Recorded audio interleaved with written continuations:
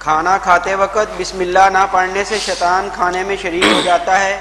اگر کھانے کے دوران بسم اللہ پڑھی جائے تو شیطان کھایا ہوا کھانا قے کر دیتا ہے۔ ان امیہ بن مخشی صحابی رضی اللہ عنہ قال کان رسول اللہ صلی اللہ علیہ وآلہ وسلم جالسا ورجل یاکل فلم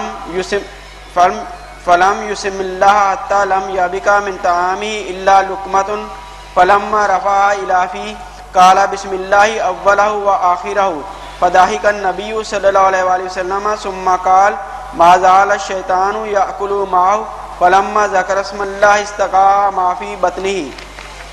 حضرت امیہ بن مخشی صحابی رضی اللہ عنہ سے روایت ہے کہ حضور رسول اللہ صلی اللہ علیہ وآلہ وسلم تشریف فرما تھے اور ایک آدمی بغیر بسم اللہ پڑھے کھانا کھا رہا تھا، حتیٰ کہ جب اس کے کھانے کا ایک لقمہ باقی رہ گیا اور اس نے اپنے منہ کی طرف اٹھایا تو یاد آنے پر اس نے کہا بسم اللہ اولہ و آخرہ، تو حضور نبی کریم صلی اللہ علیہ وآلہ وسلم مسکرائے اور ارشاد فرمایا شیطان اس کے ساتھ کھانا کھاتا رہا، پس جب اس نے اللہ کا نام لیا تو اس نے اپنے پیٹ کا سارا کھانا قے کر کے باہر نکال دیا۔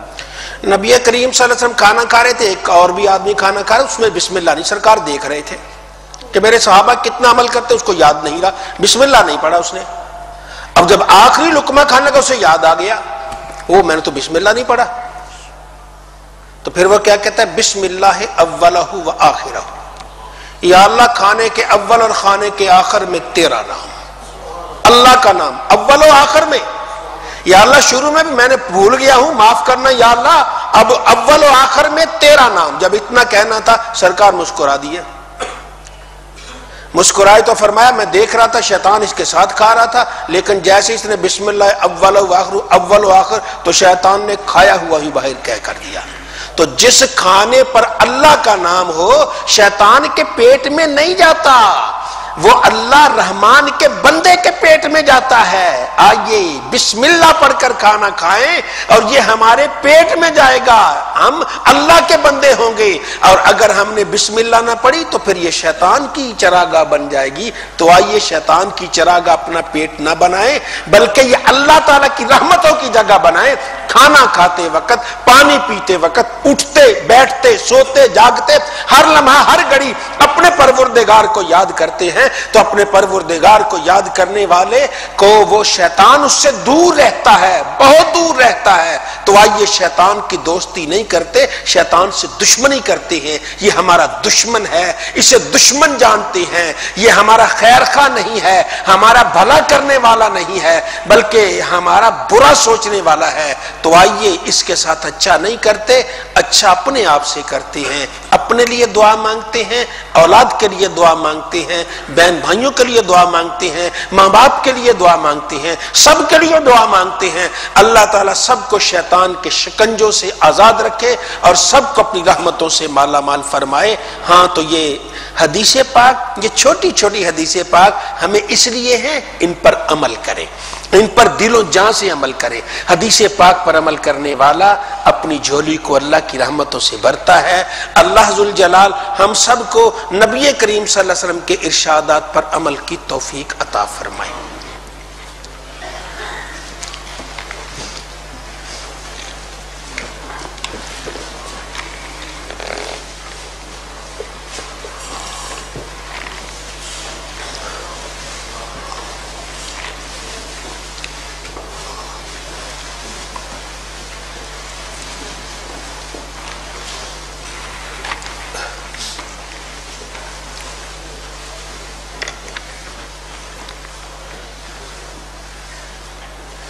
یہ کسی نے سوال کیا ہے کہ یہ جو ہم مشکات الحدیث پڑھ رہے ہیں یہ وہ مشکات شریف کا ترجمہ ہے یا نہیں؟ یہ مشکات شریف کا ترجمہ نہیں ہے، اس کا نام مشکات المصابیح ہے، جس کو عموماً مشکات شریف کہتے ہیں نا، اس کا نام کیا ہے؟ مشکات المصابیح ہے، وہ مشکات شریف اور ہے۔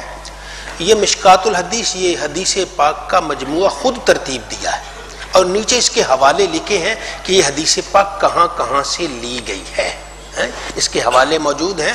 ہاں اس کی ترتیب عموماً وہی رکھی گئی ہے، اس وجہ سے اس کا نام مشکات الحدیث ہے۔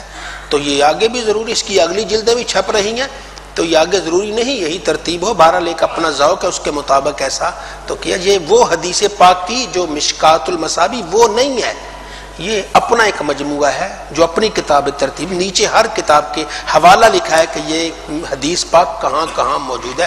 جو مشکات شریف سے لی گئی، ساتھ لکھا مشکات المصابیح سے فلاں صفحہ ہے، فلاں جلد ہے، اس سے لی گئی ہے، تو یہ اور کتاب ہے، وہ کتاب اور ہے۔ چلیں جی بسم اللہ۔ بسم اللہ الرحمن الرحیم۔ مشکات الحدیث صفحہ 575۔ نیک اولاد مشکات الحدیث صفحہ 575۔ چلیں جی۔ نیک اولاد، صدقہ جاریہ اور علم جس پر عمل کیا جائے گا اجر و ثواب مرنے کے بعد بھی ملتا رہتا ہے۔ عن سلمان رضی اللہ عنہ قال قال رسول اللہ صلی اللہ علیہ وآلہ وسلم اربع من عمل الاحیاء تجری الاموات رجل ترک عقبا صالحا یدعو له ينفع دعاهم ورجل تصدق بصدقة جاریۃ من بعد له اجرها ما اجرت بعده ورجل علم علما فعمل به من بعده له مثل اجر من عمل به من غیر ان ينقص من اجر من يعمل به شيء۔ سیدنا سلمان فارسی رضی اللہ عنہ نے روایت فرمایا، حضور سیدنا رسول اللہ صلی اللہ علیہ وسلم نے ارشاد فرمایا، زندوں کے 4 عمل مردوں کے لیے جاری رہتے ہیں۔ ایک وہ آدمی جس نے نیک اولاد چھوڑی جو اس کے لیے دعا کرتی ہے تو اسے ان کی دعا نفع دیتی ہے۔ ایک وہ آدمی جس نے ایسا صدقہ کیا جو اس کی موت کے بعد بھی جاری رہا تو اسے اجر ملے گا جب تک وہ صدقہ اس کے بعد جاری رہے گا۔ ایک وہ آدمی جس نے کوئی علم سکھایا تو اس کے بعد اس پر عمل کیا گیا تو اس کے لیے اتنا اجر ہے جتنا اس پر عمل کرنے والے کا اجر ہے، بغیر اس کے اس پر عمل کرنے والے کے اجر و ثواب سے کچھ کم کیا جائے۔ سبحان اللہ۔ حضور نبی کریم صلی اللہ علیہ وسلم نے ارشاد فرمایا، 4 چیزیں یہ زندوں کا عمل ہے، اس کا ثواب مردوں تک پہنچتا ہے۔ 4 چیزیں ہیں، یہ زندوں کا عمل ہے، اس کا ثواب کس تک پہنچتا ہے؟ مردوں تک پہنچتا ہے۔ رجل ترک عقبا صالحا یدعو لہ، ایک آدمی جس نے نیک اولاد چھوڑی، نیک اولاد چھوڑی اور وہ اس کے لیے دعا کرتی ہے تو یہ دعا اسے نفع دیتی ہے، یہ دعائیں اسے نفع، اولاد ہے 2-4 اس کے بیٹے ہیں نیک ہیں، وہ اس کے لیے دعا کرتے ہیں، اسے اس کا نفع ملتا ہے۔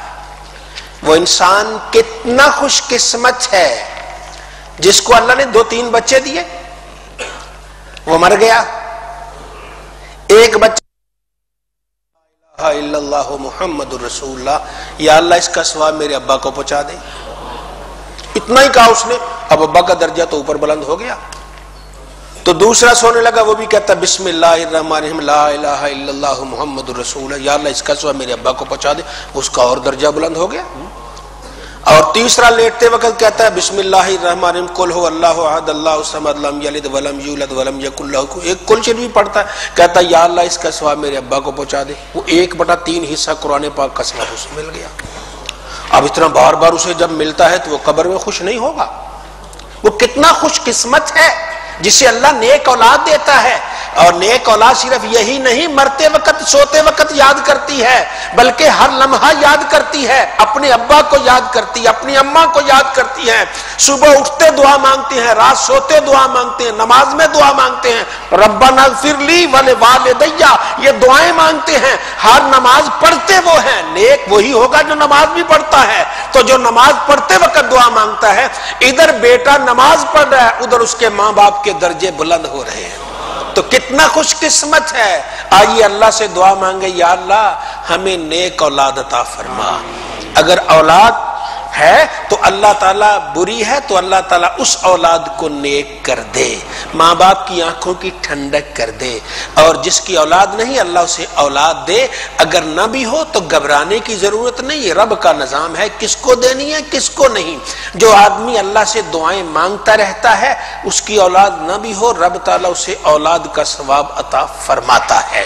تو یہ اللہ کا ایک نظام ہے، رب کا ایک طریقہ ہے، وہ اس نے نظام اپنا چلانا ہے، کیا بھلائی ہے کیا بھلائی نہیں ہے، بندے کا اس پہ سوچنے کا نہیں۔ بندہ تو بندہ ہے، بندہ کبھی سوچتا ہے مجھے اولاد نہیں ملی، روتا ہے، ارے بھائی تو پہلے دن پیدا ہوتا رب تیرا گلا گھونٹ لیتا تو کیا کر لیتا؟ یہ نہیں کبھی سوچا؟ شکر نہیں کرتے سانس مل رہے ہیں، اس کو یاد کر رہے ہیں۔ اب کتنے ایسے لوگ بچے ہیں پہلے دن پیدا ہوتے، بلکہ بعض تو بچے پیدا ہوتے ہی مردہ پیدا ہوتے ہیں، انہوں نے کیا بگاڑ لیا اللہ کا؟ بعض سال کے بعد 2 سال کے بعد چلے جاتے ہیں، کیا بگاڑ لیا؟ تو شکر ہے اللہ کا، اس نے اتنی زندگی دے دی، اپنی یاد کی توفیق دے دی، بیوی دے دی، بچے نہ ہوئے تو اللہ مہربانی کرے سب کو اللہ بچے عطا فرمائے۔ بسا اوقات انسان کسی بات سے روتا ہے، دل گرفتہ ہوتا ہے، کیوں دل گرفتہ ہوں؟ ہم تو اللہ کے بندے ہیں، اللہ جو دے اس کی مرضی ہے، اس کی بارگاہ میں سوال کرتے رہتے ہیں، وہ کریم ہے، وہ رحیم ہے، جو چاہے عطا فرما دے۔ آج اگر کسی کو اولاد نہیں، اللہ کی بارگاہ میں دعائیں مانگتا رہے، شاید اللہ تعالیٰ اولاد والوں سے زیادہ اسے انعام دے دے۔ تو یہ اللہ تعالیٰ کی مہربانی ہے، یہ اللہ کا فضل ہے۔ تو بہرحال نبی کریم صلی اللہ علیہ وسلم نے ارشاد میں 4 ایسی چیزیں ہیں مرنے کے بعد بھی اس کا اجر ملتا ہے، مرنے کے بعد بھی اس کا اجر ملتا ہے۔ آپ نے اولاد